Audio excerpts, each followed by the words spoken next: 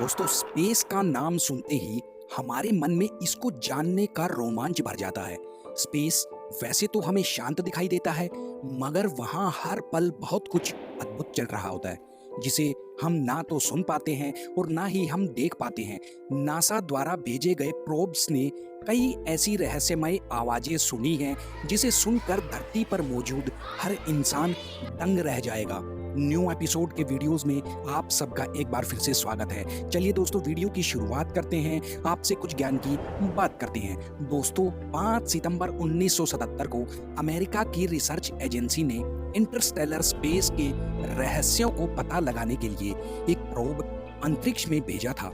Voyager 1 नामक ये probe पिछले 44 सालों से स्पेस की जानकारी को नासा के रिसर्च सेंटर को भेज रहा है। मिशन की शुरुआत में ही ये निर्धारित कर लिया गया था कि इसे स्पेस की जितनी गहराइयों तक भेजा जा सकता है, उतनी दूर तक इसको जाने दिया जाएगा।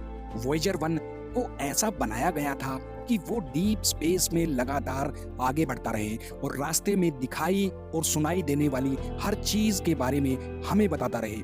ये प्रोब इस समय भी 62,000 किलोमीटर प्रति घंटा की स्पीड से अपनी यात्रा कर रहा है और इंटरस्टेलर स्पेस से हमें हमारे यूनिवर्स और सोलर सिस्टम की महत्वपूर्ण जानकारियां भेज रहा है। साल 2012 की एक रात को इस प्रोब ने इंटरस्टेलर स्पेस से एक ऐसा सिग्नल भेजा जिसे सुनकर सभी लोगों के होश उड़ने वाले थे। साइंटिस्ट वॉयेजर 1 से मिले इस सिग्नल को डिकोड करने में जुट गए। उस सिग्नल में एक ऐसी रहस्यमयी आवाज थी जो हमारी अर्थ से करोड़ों किलोमीटर दूर स्पेस की सुदूर गहराइयों से लगातार आ रही थी। अर्थ से 14,500 करोड़ किलोमीटर दूर रिकॉर्ड की गई ये आवाज लगातार एक फ्रीक्वेंसी पर वॉयेजर को मिल रही थी। हैरानी की बात तो ये थी कि ना तो ये आवाज कम हो रही थी और ना ही इस आवाज में कोई बदलाव हो रहा था। साइंटिस्ट लगातार 3 साल तक इस आवाज को समझने की कोशिश करते रहे। 3 साल बाद जब वॉयेजर और आगे बढ़ गया, तब इस आवाज की इंटेंसिटी भी कम होती चली गई। वॉयेजर 1 के 44 सालों के इतिहास में आज तक की रिकॉर्ड की गई आवाजों में ये सबसे लंबी आवाज थी। साइंटिस्ट इस बात को लेकर अचंभे में थे कि ये आवाज 1070 करोड़ किलोमीटर वॉयेजर का पीछा करती रही।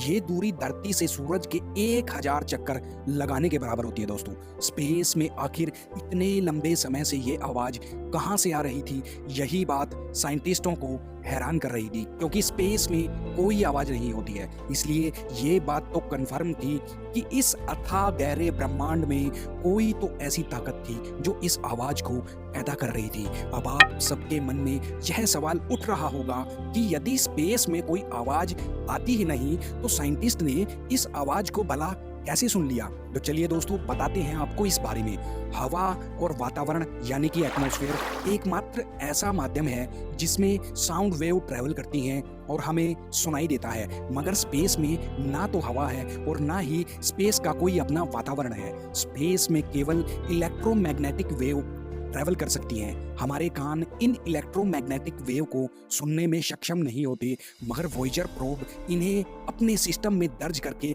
लगातार हमें भेज रहा था ताकि साइंटिस्ट उन्हें डिकोड करके इन्हें समझ सके। साइंटिस्ट इन वेव को लेकर 2 हिस्सों में बट गए थे। कुछ का मानना था कि ये वेव अंतरिक्ष के प्लाज्मा का साउंड है और कुछ साइंटिस्ट का मानना था कि ये वेव दूर मौजूद किसी सभ्यता से आ रही थी, सभ्यता से भेजी जा रही थी। मगर अभी तक हमारी टेक्नोलॉजी इतनी डेवलप नहीं हो सकी है जिससे हम यह समझ सकें कि आखिर वो कौन सी ऐसी ताकत या सभ्यता दूर कहीं मौजूद है और जो हमसे संपर्क करने का प्रयत्न कर रही है। वॉयेजर 1 इन वेव्स को नासा सेंटर तक लगातार भेज रहा था।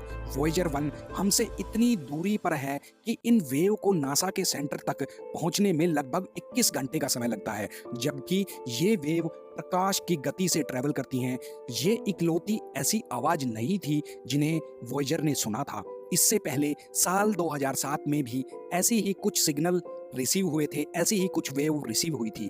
ये सिग्नल लगभग एक सेकंड के छोटे छोटे सिग्नल थे। इन्हें जब साइंटिस्ट ने डिकोड किया तो सब के सब दंग रह गए, क्योंकि इन्हें सुनने पर ऐसा लग रहा था जैसे कोई एलियन शिप वॉयेजर पर अपनी लेजर से हमला करने की कोशिश कर रही है। साइंटिस्ट अब इस नतीजे पर पहुंच गए थे कि हम जितना आगे स्पेस को जानने की कोशिश करते जाएंगे उतना ही हम सवालों के घेरे में भी गिरते चले जाएंगे। नासा ने धरती पर भी बड़े बड़े इलेक्ट्रोमैग्नेटिक वेव रिसीवर लगा रखे हैं जो लगातार दूर गहरे अंतरिक्ष से आती हुई आवाज़ों को रिकॉर्ड करते रहते हैं। आपको जानकर हैरानी होगी, इनमें से कुछ आवाज़ें तो ऐसी हैं जिन्हें सुनकर ऐसा लगता है जैसे ये दूर बसी किसी हमारे जैसी ही दुनिया से आ रही है।